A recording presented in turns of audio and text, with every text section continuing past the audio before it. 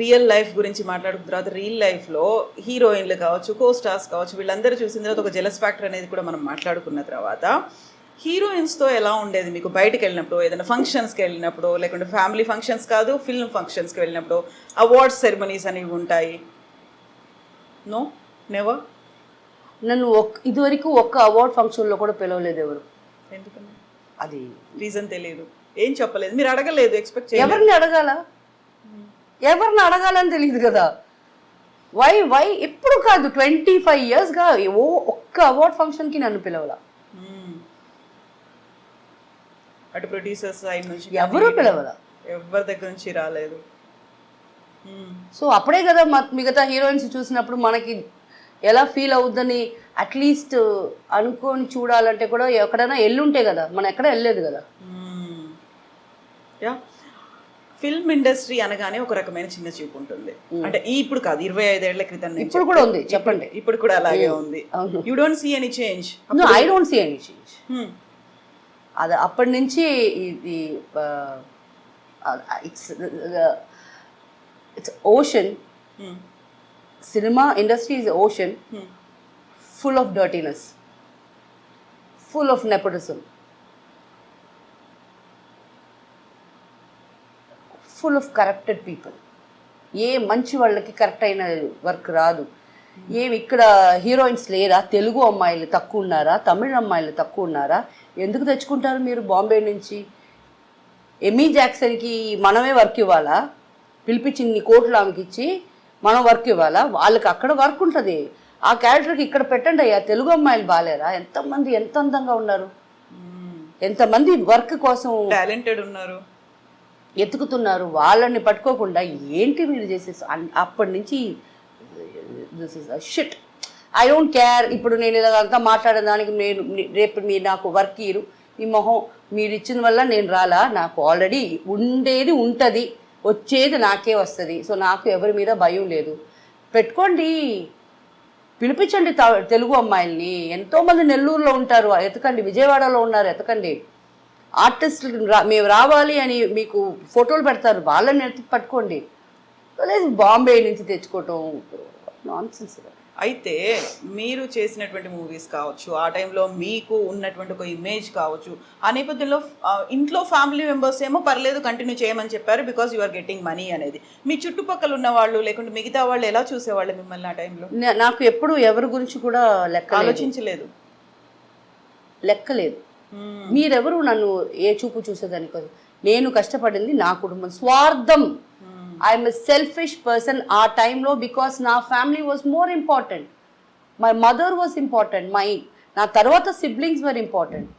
స్వార్థంగా నేను నేను నేను ఒళ్ళు చూపిస్తా, ఏదో నేను చేసుకున్న నా కర్మ అది. మీరెవరండి నన్ను కమెంట్ చేసేదానికి? ఎప్పుడు పట్టించుకోవాలి. I don't care and I don't care till now. ఇప్పుడు అదే ఫ్లాట్లోనే ఉంటున్నాను, ఇప్పుడు దిగి వెళ్తున్నాను. ఇప్పుడు వచ్చేటప్పుడు కూడా కింద విక్కి దాదా హలో అమ్మా అన్నారు. ఎందుకు మా పెళ్ళికి రాలా? దాదా ఏం ప్రాబ్లం అంటే, తను కూతురు ఇక్కడే పుట్టింది.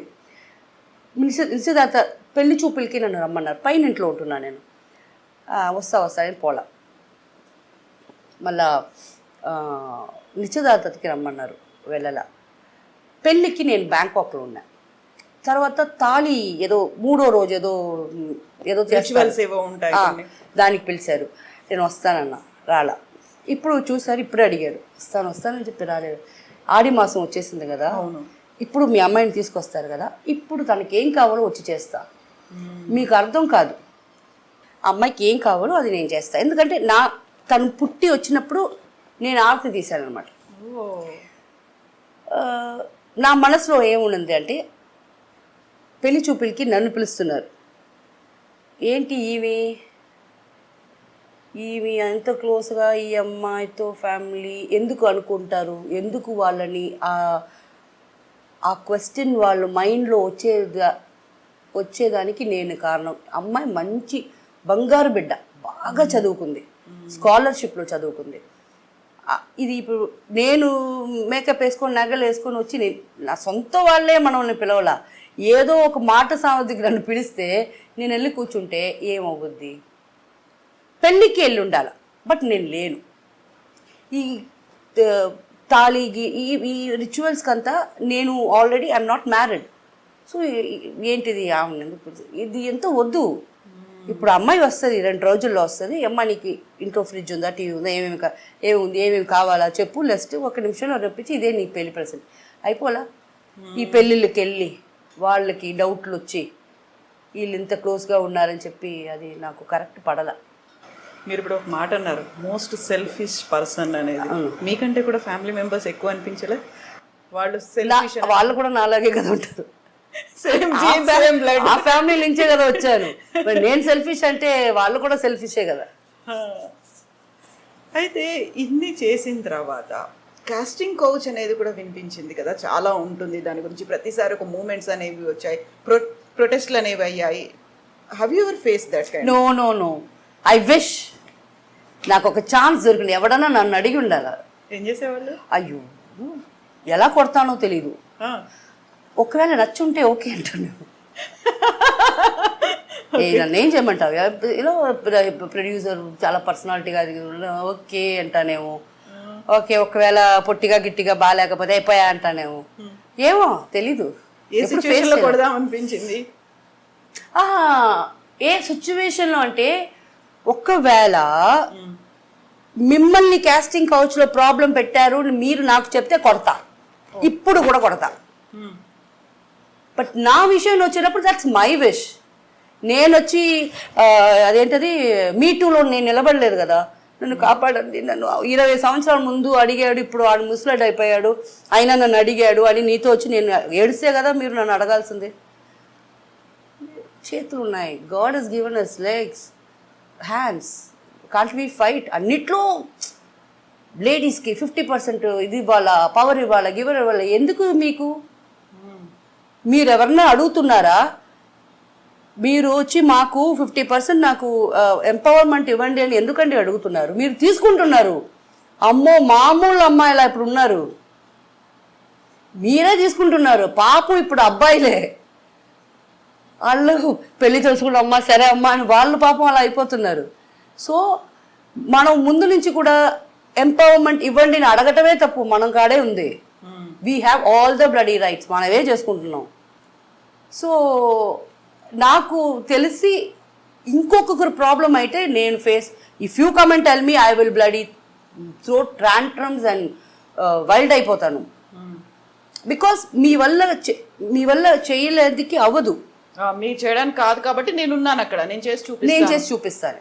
బట్ నాకని వచ్చినప్పుడు యాక్చువల్లీ నా మైండ్ ఎలా ఉంటుందో, ఇప్పుడు కూడా ఇది ఎంత ఫార్వర్డ్ థింకింగ్గా పీపుల్ చూస్తారని నాకు తెలియదు. అండ్ నాకు డ్రామాలు చేయటం రాదు.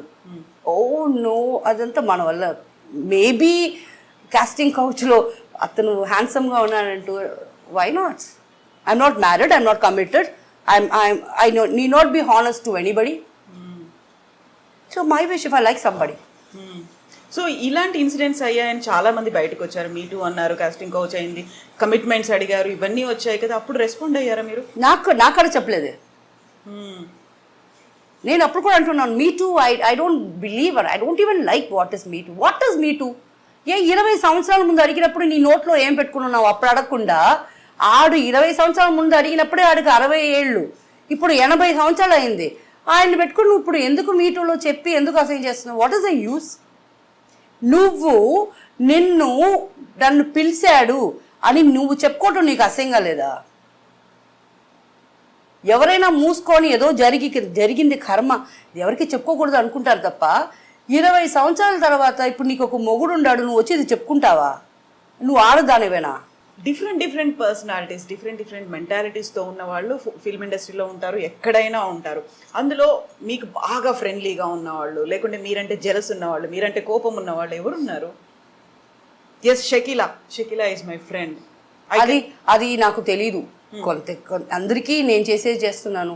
కొంతమంది నన్ను ఫ్రెండ్స్ అనుకుంటారు, కొంతమంది నేను ఇలా ఓపెన్గా మాట్లాడుతున్నాను, అది దాని కాడ వెళ్తే మనకు టెన్షన్ అనుకుంటారు. బట్ ప్రతి ఒక్కరు మన ఇంటికి వచ్చి ప్రతి ఒక్కరు మీ ప్రాబ్లమ్స్ చెప్పుకునేదానికి వస్తున్నారు. నా తమ్ముడు అంటాడు ఎప్పుడు, నీ ఇంటికి వస్తే ఆల్ నెగటివ్ పీపుల్ వస్తున్నారు. That's because I'm positive. It's great, నిజంగా గ్రేట్ స్టేట్మెంట్ అది. చార్మిల నా ఫ్రెండ్స్ అందరూ ఉన్నారు కదా, ఆర్టిస్టులు వస్తారు, ఏదో చెప్పుకుంటారు, అలా జరిగి ఏడుస్తారు. ఇట్స్ ఓకే, ఏం చేయాలా, ముందు ఎవరికైనా ఫోన్ చేసి రే అని బెదిరించేదైనా లేకపోతే వచ్చి కాంప్రమైజ్ చేయించేదైనా చేస్తూనే ఉన్నాను ఈ రోజు దాకా. నన్ను నాటమ్మ అంటారు. ఏమంటారు? నాటమ్మ, అది దాదా దాదా కాదు, నాటమ్మ అని ఒక ఫిల్మ్ రాలా, యా గాట్ ఇట్ అన్ని సెటిల్మెంట్లు చేసేసి కూర్చోబెట్టి అన్ని రెడీ చేసి, లేకపోతే వదిలే ఇది వద్దు మా ఇది వద్దమ్మా ఇది వర్కౌట్ కాదు అని చెప్పటం వల్ల ఏదన్నా నాకు రోజు ఈ పని ఉంది. ఈ కంకణం వేసుకొని పెద్దరాయుడు అమ్మా పెద్దరాయుడు సొంపు తీసుకున్నావా అంటారు నన్ను. ఎవరైనా వస్తున్నారో పెద్దరాయుడు సొమ్ము తీసుకున్నావా అని, ఆ సొమ్ము పక్కన పెట్టుకోవాలి కదా అని అలా టీస్ చేస్తుంటారు. సో సలీం నన్ను అలా అడిగినప్పుడు, Salim that's because I'm a positive person, negative people come to me, want to change their lives to positivity, so they come to me. నువ్వు ఇలా చెప్తే అలా then where will they go? అందరికీ చెవులు ఉన్నాయి, అందరికీ నోరు ఉంది, ఎంతమంది లిసన్ చేస్తున్నారు?